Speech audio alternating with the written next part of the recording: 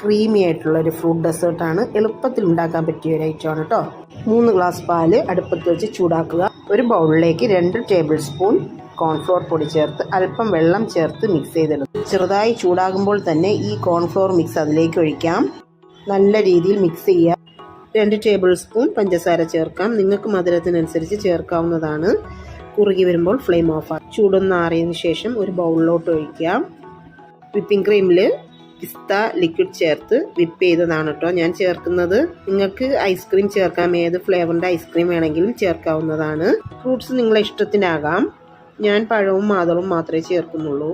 Chia seed കുതിർത്തിയതും passion ഫ്രൂട്ടിൻ്റെ സിറപ്പുമാണ് ഞാൻ ചേർത്തിട്ടുള്ളത്. Custard powder ഇല്ലാതെ നമുക്ക് കോൺഫ്ലോറിൽ എളുപ്പം ഉണ്ടാക്കാൻ പറ്റിയൊരു ടേസ്റ്റി ഐറ്റമാണ്. ഇത് ചെയ്ത് നോക്കിയതിന് ശേഷം ഫീഡ്ബാക്ക് അയക്കണേ. വീഡിയോ ഇഷ്ടപ്പെടുവാണെങ്കിൽ ലൈക്കും ഷെയറും സബ്സ്ക്രൈബും ചെയ്ത് സപ്പോർട്ട് ചെയ്യണേ. Thanks for watching.